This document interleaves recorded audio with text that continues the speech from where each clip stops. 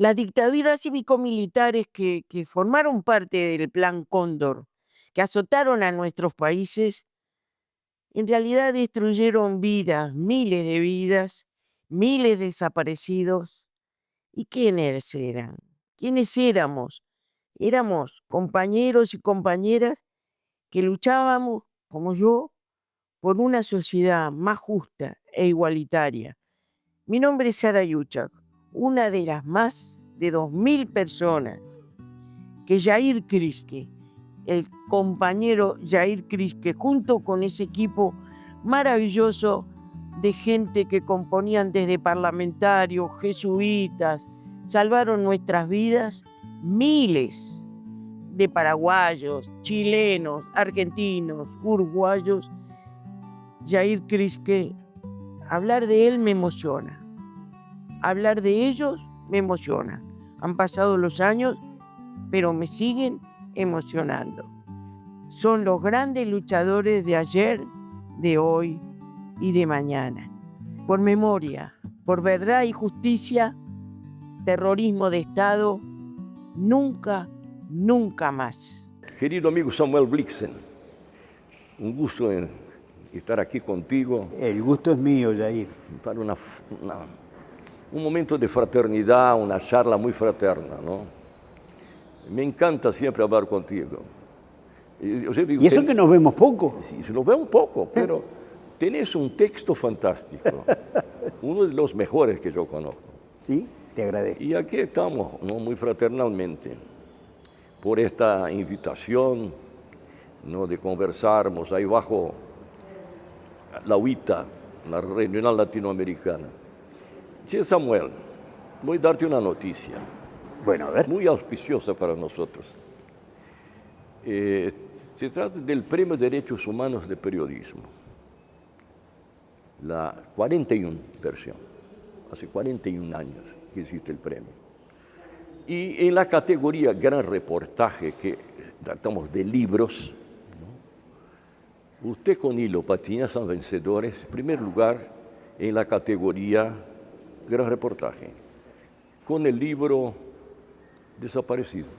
Correcto. Jair, te quiero decir, es un honor para nosotros recibir el libro. No es una primicia porque me lo acabas de contar hace un rato, en forma extraoficial, y por eso es que yo no he puesto la cara de asombro que debería haber puesto, porque en realidad suponemos que es un privilegio haber ganado ese premio, porque deben haber habido muchos competidores, sí, en todas las categorías. 356. ¿Qué te parece? Entonces, haber ganado el premio supone que quizá hicimos un buen trabajo, ¿no? Es un excelente trabajo. Yo te dije bueno para que tú dijeras excelente, eso ya lo habíamos hablado. Porque digo así, el libro tiene una estructura muy bien estructurada. ¿Y cómo se desarrolla, ¿no? La historia? Y este tema, Samuel, es un tema para nosotros importantísimo, no solo en Uruguay, es Uruguay, Brasil, Argentina, Chile, Paraguay, que es el tema desaparecidos, ¿no? Claro. Porque de los varios crímenes practicados por nuestras dictaduras, este es el peor, el más grave, claro, la desaparición. El ¿no? que permanece además. El crimen que se permanece ejecutando todos los días, claro. Porque es un crimen continuado. Claro, exactamente. Tú sabes que, con Nilo, la idea del libro fue de Nilo, en realidad. Nosotros veníamos de trabajar otro libro, que también lo presentamos, y que no entendemos por qué no ha ganado ningún premio. Pero a Nilo se le ocurrió hacer este libro, y bueno, fue un trabajo intenso, un año. Y como tú decís, es decir, para explicar lo que está pasando ahora con la búsqueda y las dificultades de la búsqueda de los restos de los desaparecidos, era necesario contar toda la historia. Entonces se cuenta el proceso, ¿verdad?, de cómo empezó la complicidad civil con la determinación de los militares de no dar a conocer dónde están las víctimas, ¿no? Y solamente así nosotros creemos que se puede entender que a tantos años siga siendo un misterio dónde están, y de alguna manera la explicación de por qué ellos no dicen dónde están es no solamente explicación de lo que pasó en nuestro país, sino, como tú decís, es un rasgo común para todos los desaparecidos en América Latina, ¿no? En Brasil, en Argentina, en México, o sea, hay una determinación de no decir dónde, de ocultar el destino final de las víctimas. Y eso tiene una explicación, que creemos que con Nilo lo hemos tratado de dejarlo claro, y es que la desaparición forzada sirve en la medida en que se mantenga permanentemente. ¿Por qué? Porque la desaparición forzada es la última forma, ¿verdad?, de castigo a un revolucionario, ¿verdad?, a un resistente. Y ese castigo, los militares, es decir, quienes han ideado el concepto de la desaparición forzada, entienden de que debe seguir permanentemente. Por eso es que no cuenta. Por eso es que quizá cada vez que en Uruguay aparece un cuerpo, nosotros decimos, esto es un costo para los militares que se mantienen callados, pero ellos están dispuestos a asumir ese costo político porque tienen un fin superior, y es no decir dónde están. Y si no dicen dónde están, la gente, ¿no?, el pueblo, la población, dice, bueno, ¿qué poder que tienen estos hombres que no lo dicen? Esa es la razón. Porque también tocan el poder de ellos. Claro, ¿no? claro. Y garantiza la impunidad. Claro, exactamente. Que es fundamental, garantizar la impunidad. Exacto. ¿no? Y esto porque ellos también hacen un ejercicio para lavar la cara, ¿no? Claro. No somos malos. Exacto. Y si tú tratas del tema y exhibe el tema, aparece claro, de que sí, que están malos, y este señor está malo. Claro. Por eso es que es importante tu libro. Sí, con Nilo Patiño, rescatar esto, claro, y de la manera que lo hicieron, y explicarlo, ¿no? Claro. ¿Cómo pasó esto? ¿no? ¿Cómo llegamos acá? Claro. ¿Y por qué que sigue desaparecido? Y nosotros, al estudiar ese tema, Jair, fuimos aprendiendo determinadas cosas que nos parecen que son esenciales. Y que yo creo que implicaría para que otros siguieran trabajando en esos aspectos. Nosotros tenemos la convicción de que hay ciertos métodos que son uniformes a toda América Latina, a todos los ejércitos de América Latina, y que tiene una explicación, y es que hay un padre común, ¿verdad?, que es la zona del Canal, en Panamá, la Escuela de las Américas, donde se formaban, digamos, a los oficiales de inteligencia fundamentalmente, y a los represores. Entonces, ese vínculo con el Pentágono de los ejércitos latinoamericanos hace que determinadas cosas se repitan en cada uno de los países. Nosotros tenemos la convicción, por ejemplo, de que la documentación que hemos manejado de la inteligencia militar uruguaya es un calco de los documentos que pueden haber en Argentina, en Brasil, en Chile, porque son todos según el modelo norteamericano. Es decir, ¿para qué inventar cosas si ellos ya lo tienen probado? Entonces, así como nosotros pensamos de que los militares escriben todo y guardan todo, en Uruguay también debe ocurrir en los otros países donde hubo dictadura.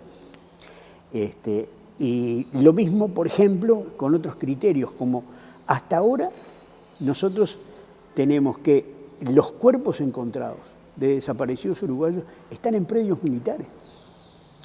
Y sobre todo a partir de un momento, es decir, los predios militares se han convertido en cementerios clandestinos. ¿Eso es una particularidad de Uruguay? ¿O puede ser que se esté repitiendo en otros países?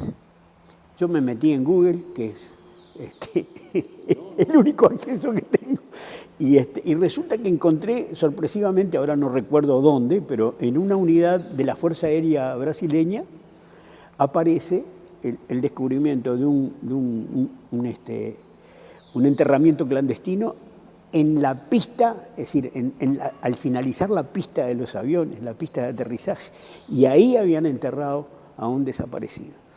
Eso es una unidad militar. Entonces nosotros decimos, por ejemplo, en Ayotzinapa, en México, ¿no?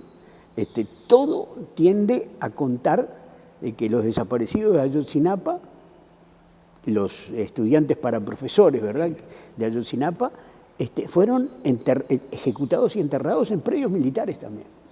O sea, ¿qué sacamos de esa conclusión? De que los predios militares son el lugar más seguro para ocultar sus cadáveres. Porque bajo al cuidado de ellos. Claro, exactamente. Y además, por ejemplo, en Uruguay se entró, pero con grandes dificultades se entra a buscar en un terreno militar. Y es el lugar, no solamente más seguro porque ellos lo cuidan, sino además el lugar donde más dificultosamente nosotros podemos ir a buscar. Exactamente. Y modestamente pensamos que es una línea de trabajo de que los enterramientos pueden estar en predios militares, obviamente dependiendo de las particularidades de cada proceso y de cada momento, ¿no? Pero en general en la región pasa esto. Exacto. Pero está interesante esto que decís de que ellos se protegen y no quieren abrir nada. En Brasil, durante la Comisión Nacional de la Verdad, la comisión formalmente dirigió una correspondencia a las comandancias del Ejército, la Marinha y Aviación, con una pregunta muy sencilla. ¿Cuáles fueron los predios donde pasaron torturas? Nada más de esto. Bueno, pasó una cantidad de días y contestan. En 457 hojas. Para decir que no hubo, no hubo tortura claro. en ningún predio militar. Pero gastaron 400 para decir que no. Claro. Yo digo, esto es Brasil, ¿no? Claro. Que ahí está en Brasil todo este proceso fue bien hecho para ellos, claro. ¿No? De protegerse, ¿no? Distintamente de los países de la región, en Brasil no tenemos ningún militar que sufrió una sanción, ningún militar. Claro. Claro. Ni el cabo de la guardia, ni él. Ni él. Bueno, esa es una particularidad de Brasil, ¿no? Sí. En Uruguay hay muy pocos y ha sido muy dificultoso. Y en Argentina hay muchos más. Muchos ¿no? más. En Chile y en Chile también. O sea, hay elementos que son comunes a todos los procesos y hay particularidades, ¿no? Es decir, la situación en que esté la justicia civil, la situación en que esté el movimiento popular que reclama, o sea, las características de los gobiernos que tienen que decidir, o sea, que esas son todas particularidades. Pero hay ciertos aspectos que son comunes y yo creo que es importante señalar eso. Yo te decía lo de los lugares de enterramiento. La otra cosa que nosotros en la investigación con Nilo llegamos a tener la convicción es de que todo está escrito. Sí. Y todo está en los archivos militares. Hasta ahora en Uruguay, salvo lo que llamamos un archivo que fue encontrado por la ministra de Defensa, Susana Berruti, claro, que no es el archivo específico de la inteligencia, sino que era un material que se usaba para entrenar a oficiales de inteligencia, no se han encontrado. Y nosotros tenemos pistas de los lugares donde pueden haber. Y además, leyendo los mismos documentos, uno puede llegar a la conclusión de que dónde están los archivos fundamentales de la inteligencia militar. No se han accedido a ellos. Y suponemos que en Argentina y en Brasil, en Chile, en Paraguay, también están los archivos intocados y lo que no hay es voluntad política, civil, para poder acceder a ellos. Exactamente. Fíjate, el archivo del terror paraguayo, de donde salió, por ejemplo, salieron los documentos que explicaban el nacimiento del Plan Cóndor, es un archivo policial, de la policía política de Stroessner, que tenía una cantidad de documentos de origen militar. Pero, ¿dónde están los originales militares? No se ha entrado en ningún archivo en Paraguay, que es donde debe estar la historia verdadera de la responsabilidad del ejército, nada menos en una dictadura militar como la paraguaya de 30 y pico de años, debe estar toda la historia. Y lo mismo en Argentina, lo mismo en Uruguay, lo mismo en Brasil, lo mismo en Chile. Entonces, yo creo que una tarea, una consigna, sería reclamar en cada uno de nuestros países, es decir, la apertura de esos archivos. Yo creo que ahí está en la historia. Y además, por ese lado, tú vas a poder demoler la impunidad, el silencio de los militares, la omertad, como decimos nosotros, de los militares con respecto a los crímenes que ellos cometieron. Sí. ¿Sí? Cuando hablas de los documentos, es interesante porque la estructura de los documentos, ¿no?, de cualquiera de nuestros países es absolutamente igual. Igual, ¿no? Y cuando tú hablas de las fichas, sí, policiales y militares también son iguales. Son igualitas. Todos igual. Todos con la segunda sesión. Claro. La segunda sesión. Clásico, ¿no? Sí, sí. Segunda sesión de Estado Mayor. Inteligencia. Claro. Ahora, y escribían todo. Claro. Hay algunos casos, Samuel, que a mí me hace rir, porque ¿cómo un servicio secreto escribe estas cosas, no? Claro. No era tan secreto así. No, y además en los recursos que tuvieron que utilizar a lo largo del tiempo para alimentar esos archivos. En Uruguay, creo que la digitalización del trabajo de escribir en las Fuerzas Armadas Uruguayas ocurrió por 1979, una cosa así. O sea que ahí empezaron a utilizar computadoras. Hasta entonces era puro papel. Papel. ¿Verdad? Puro papel y papel. Y escribían. Claro, escribían todo y guardaban todo. Y además tenían métodos para poder encontrar lo que habían escrito. Y entonces eran de una eficiencia tremenda. Ahora, los recursos que utilizaron para eso es increíble. Humanos, técnicos, etcétera, ¿no? Todo eso está ahí para ser leído por las generaciones, ¿no? Cuando tú hablas de recursos, me acordé de nuestra oficina hoy en día. Nuestra oficina está ubicada en Porto Alegre, en un local que se llama Esquina Democrática. ¿Por qué? Porque era histórico, el local sigue hasta hoy, donde se hacen manifestaciones. Políticas, sindicales. Sindicato va de una categoría, vamos a empezar una huelga, se reúne ahí y hace discursos. Bueno, el Servicio Nacional de Información compró un inmueble ahí, donde hoy estamos nosotros.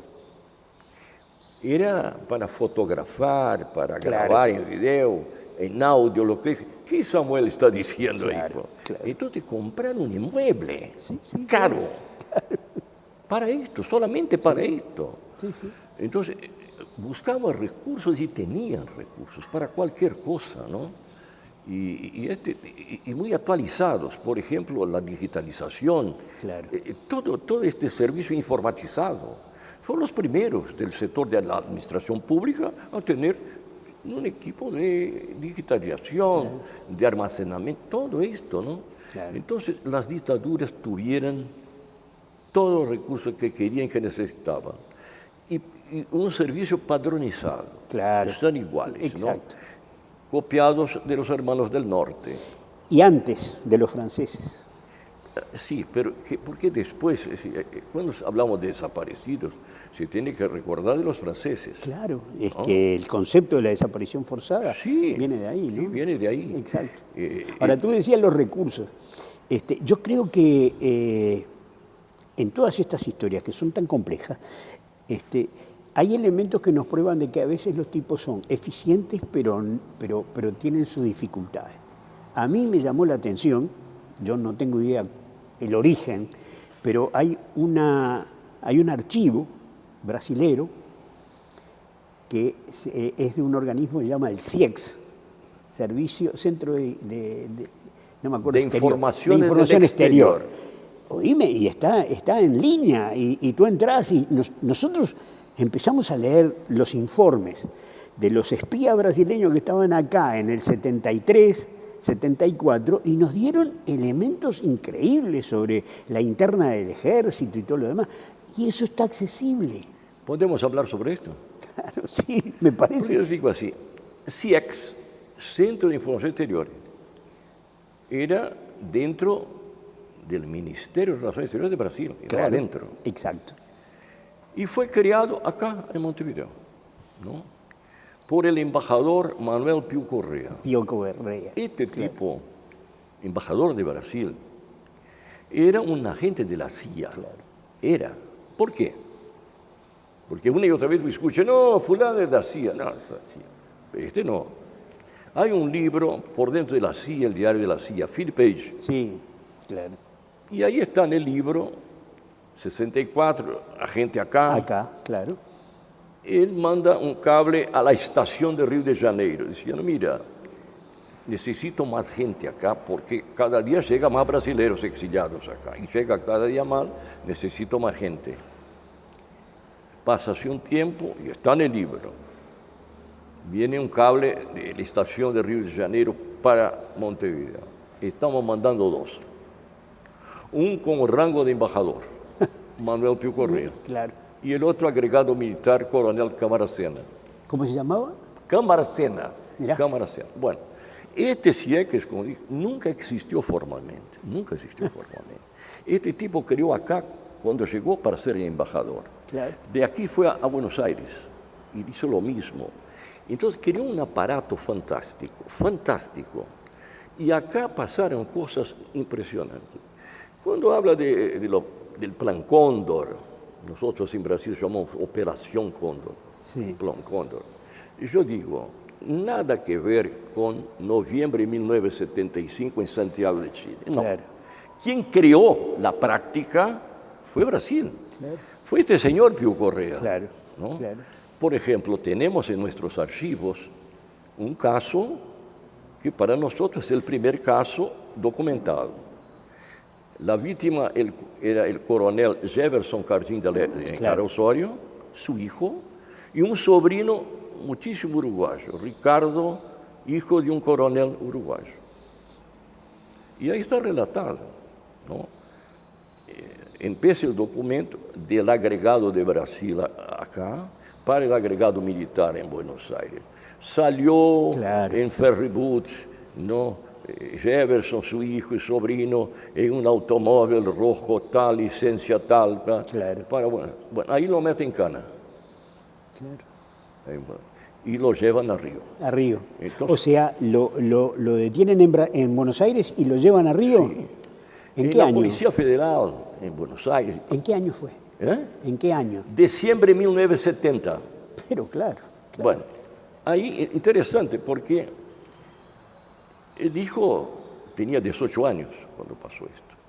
Y yo lo entrevisté y tengo esto grabado. Él me dice así, ¿y sabe por qué no nos mataron? No, ¿cómo puedo imaginar?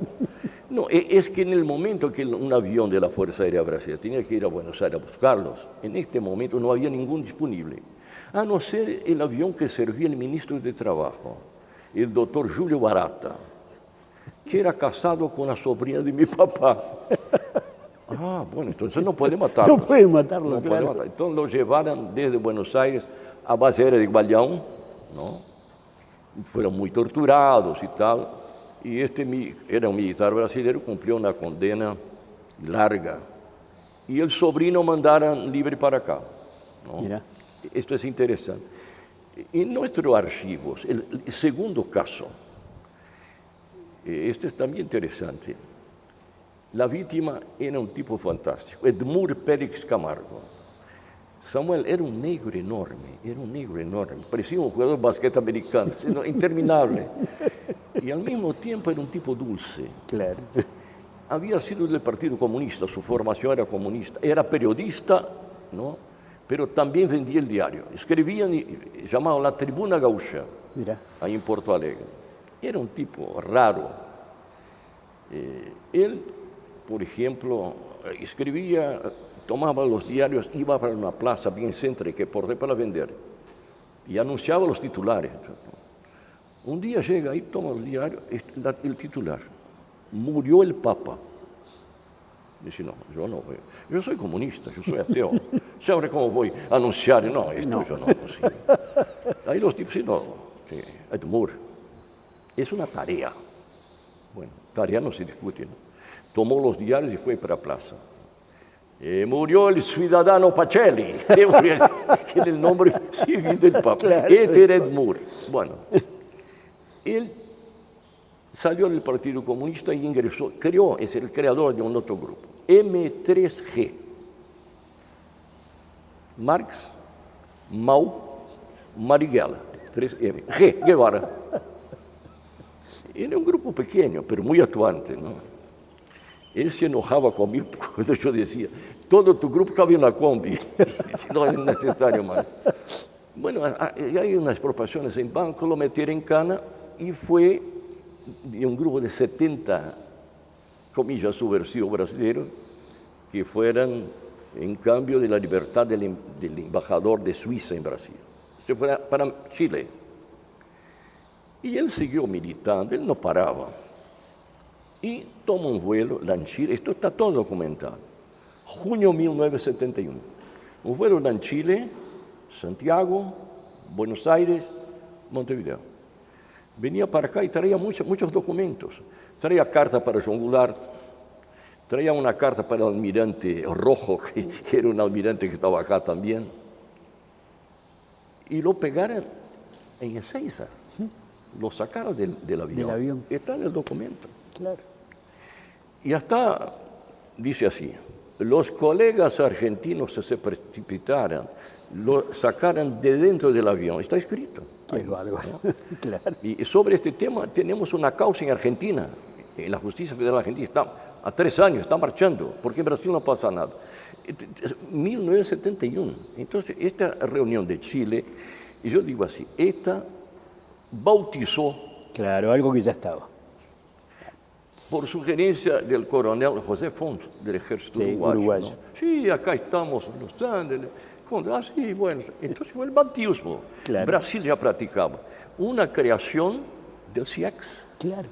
que tiene documentos importantísimos. Tenemos muchos. Yo te iba a preguntar, el CIEX, ¿verdad? ¿No era parte del Servicio Nacional de Información, del SNI? No. Era uno, porque no existía. No existía No, forma, claro, no existía. claro, ¿no? claro. Pero trabajaba con el Servicio Nacional de Informaciones. Porque si tienes que entender el aparato represivo brasileño, que es bastante complicado. Claro. ¿no? Había, yo digo así, el cisne, que no es el pájaro, no es el cisne, es el Sistema Nacional de Informaciones. Es un Cisne. sistema. La cabeza era el SNI. ¿no? Ah, mira. Después los servicios de inteligencia militar, Ejército, Marina, Aviación, Policía Federal. Una otra cosa importante, los DOPS, que eran de las provincias, Claro. Departamento de Orden Político, era la policía política. Claro. Y también las policías militares, que en Brasil tiene la misma estructura del ejército. ¿no? Claro. Hay una sección 2, Dos, claro. El D2. PM2, Policía Sí, Militar seguro, 2. dos. que trabajaba y aún trabaja Claro. para la inteligencia esta general. Es que esas estructuras no han cambiado. Sí, no. Es decir, se mantienen igual. Pero yo te quería decir una cosa, tú hablabas de esos casos pre-Cóndor, vamos a decir. En los archivos están las historias. Por ejemplo, en el archivo del terror de Paraguay aparece la guerrilla de Agapito Valiente. No sé si tú... Sí. Agapito Valiente era un maestro paraguayo que decidió empezar una guerrilla rural. En la selva sobre la frontera con Brasil. Bueno, fue aniquilado, pero fue aniquilado por el ejército brasilero que ingresó en Paraguay y eso está en el archivo del terror. Tú encuentras los documentos en el archivo del terror de Paraguay. Entonces, esas historias tienen que estar todas. Por eso que yo digo, es decir, el asunto es encontrar los archivos. Cuando uno encuentra los archivos va a encontrar la verdad. Estos documentos nos dan una pista, Claro, claro. pero tiene que haber muchísimo más. Muchísimo más, por supuesto. Sería... Y ese es el objetivo. Sí, Y en que la medida tenemos en que que eso se buscar. pueda hacer en forma coordinada, si hubiera la posibilidad de hacer un planteo que fuera repetitivo en los distintos países, podría tener más fuerza. Sí, y tal vez sea el único camino, ¿no? Claro. Ahora, te digo, es difícil. Sí, claro. Por ejemplo, en mi declaración de la Comisión Nacional de la Verdad de Brasil, que yo digo que es una comisión de la casi verdad, De la casi verdad. los militares no abren los archivos. Claro. ¿No? Yo hablo, ¿no?, de este tema de los documentos del DOPS de Río Grande del Sur que fueron quemados y tal. Claro. Y le dije, estos archivos están microfilmados en el 5º piso del Comando Militar del Sur. Y se tiene que buscar. Claro. Se tiene que buscar. Y, sí, ¿sabe? No, y hasta el día de hoy, no. No, pero hay una cosa que tenemos que considerar también, o sea, no existe una voluntad política en los gobiernos civiles de meterle la mano a los militares en los archivos, porque si no, han pasado gobiernos de distinto pelo, de distinto signo, y sin embargo, eso queda preservado. O sea, no hay voluntad o hay temor, no sé. Yo creo que son las dos cosas. Las dos cosas, Las claro. dos cosas, no hay otra. O que una cosa es producto de la otra. Exactamente. Entonces te digo así, esto de los archivos, ¿no?, que sería fundamental. Ellos no abren.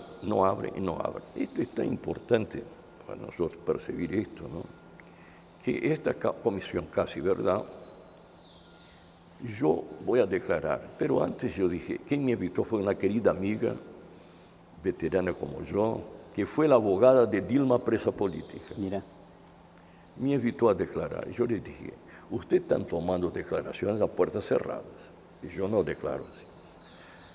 Yo Que sea declaro abierto. con las puertas abiertas, invite a la prensa, todo lo que voy a decir, yo asumo la responsabilidad, no te preocupes. Pero hay una cosa que yo no puedo decir públicamente, porque tenemos que ir a Montevideo a hablar con un señor. Mire, voy a contar, Cóndor CIEX. El CIEX acá claro. contrató a un brasilero que me tomó 8 años de investigación. Mira. Y el primer documento era una foto del tipo en Río de Janeiro entre dos autos de los servicios de la Marina, CENIMAR. Decía, mira, nuestro agente CX-64, acá con los subversivos, mira. El nombre, Alberto Octavio Avegno. Alberto Avegno. Aveglio. Ajá. Yo busco porque Avegno no es común. Claro. Y como decís, pasa hace 8 años fue total. Yo creo que era en el 6º año de investigación. Yo tenía un tempito, iba ahí en la computadora, en el maestro Google, y me aparece una multa de la Intendencia Municipal de Montevideo contra una señora María Conrado Avegno. Mira. Es interesante. Alberto Octavio Conrado Avegno, cayó la casa. Ahí supo quién era. Había sido un periodista en Brasil, metido en 300 líos, pero que nació acá, Mira. hijo de un diplomático brasileño. Mira vos. Y este tipo en Brasil se armó una cantidad de líos, la policía lo buscaba, se vino para acá, nació en Uruguay, Claro, puede entrar. Seguro. y por esto do Avegno, que es el apellido de la madre. Claro. En Brasil la sistemática es del padre el último apellido. Claro. Claro. Ahí lo ubiqué. Este tipo vivía acá, ¿no?, y trabajó con el CIEX, era agente del CIEX. Era agente del CIEX, seguro. Y cuando yo fui a declarar, yo entregué así particularmente 812 documentos, aquí está. ¿Quién entregó a Jefferson para los servicios? Fue él, Mira. porque acá los militares brasileños crearon una organización que se llama RA, No sabía. Resistencia Armada Nacionalista, bajo el comando de un almirante, el almirante Rojo. Y este tipo se transformó en secretario de la tira, era secretario de RA. Claro. Y sabía todo. Hacía xerox y pasaba para los CIEX, Seguro. que fue que entregó el coronel Jefferson y también el otro que estaba en Chile. Bueno, este tipo vive en Montevideo. Mira. ¿Vive todavía? No, ya murió. Ahora murió. Hace un par de años que murió. Pero cuando yo voy a declarar, vive en Montevideo. Acá está. Claro. Su dirección es esta, su teléfono es este. Creó una iglesia, de estas iglesias, hija de una perra, creó una que está ubicada en tal calle, el teléfono tal. Sí, tenemos que ir ahí discretamente, sentarnos diante de él y que nos cuente. Él era el agente Cóndor, este tipo era el agente Cóndor. Vos sabés que en los documentos del CIEX es importante trabajarlos bien, porque nosotros, por ejemplo, sin mucha sistematización, porque no estábamos trabajando para el libro, ¿no? Pero encontramos, por ejemplo, informes para Brasil de la gente del CIEX acá, que tenía contacto con muchos generales. Encontramos elementos de un intento de golpe de Estado en 1974. O sea, al año del golpe de Estado de los militares ya habían generales que querían dar otro golpe de Estado. Y eso está en los documentos del CIEX. Y bueno, yo los encontré medio de casualidad, pero es decir, creo que todas esas cosas deberíamos tener estructuras para poder hacer un estudio sistemático de todo eso, porque además no lo puede hacer una sola persona. Es decir, es una tarea mucho más, tiene que ser colectivo, ¿no? Tiene que ser colectivo. Claro. Y de alguna manera sistematizar. Claro, exactamente. Para poder organizar esto. Exacto. Hoy hay posibilidad de hacerlo. Tenemos que juntarnos. Y bueno, esta conversación probablemente la sigamos en tus oficinas, claro. ¿Verdad? En Porto Alegre. Claro que sí. Dentro de unos días, cuando vayamos ahí por el premio. Será un honor recibirte. No, ahí. Para nosotros va a ser una satisfacción. Vas a conocer y vas a ver de nuestra ventana esta esquina democrática. La esquina democrática, de acuerdo. Que es algo perfecto. Impresionante, ¿no? Excelente. Y ahora, ¿cómo es así? ¿Cómo es la vida, no? Ahí estamos nosotros. Claro. Ahí estamos nosotros. Está muy bien, Jair. Qué bueno. Nos encontramos entonces. Nos encontramos muy pronto. Em primeiro lugar, em grande reportagem, vai para os jornalistas uruguaios, o jornalista Samuel Blixen e o Nilo Patinho, pelo livro Desaparecidos, em busca da verdade, o poder militar e uma tutela perene, publicado por Breccia em Montevideo. Buenas noches.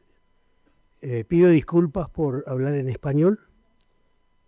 Ustedes van a notar en el tono de mi voz, sin embargo, la emoción que sentimos mi compañero Nilo Patiño y yo por el privilegio de recibir este premio tan importante en el conjunto de los trabajos periodísticos que hemos visto acá de una gran trascendencia. No solamente la satisfacción personal de recibir este premio, sino fundamentalmente, y lo queremos subrayar, el otorgamiento del premio a nuestro libro Desaparecidos es un espaldarazo muy importante a la tarea de divulgar la lucha que en mi país, en Uruguay, se desarrolla contra la impunidad, por la verdad, por la justicia, ¿verdad? Y por la memoria. Es un respaldo que permite enfrentar lo que hoy sigue siendo en mi país la persistente actitud de los militares, los actuales y los de la dictadura, por mantener los secretos de los crímenes cometidos durante la dictadura y, entre otras cosas y fundamentalmente, negarse a decir dónde están enterradas sus víctimas, dónde están las tumbas de los desaparecidos. Y esa negativa es, a nuestro juicio, la comprobación de que en mi país la democracia sigue siendo tuerta, coja y sorda. Muchas gracias.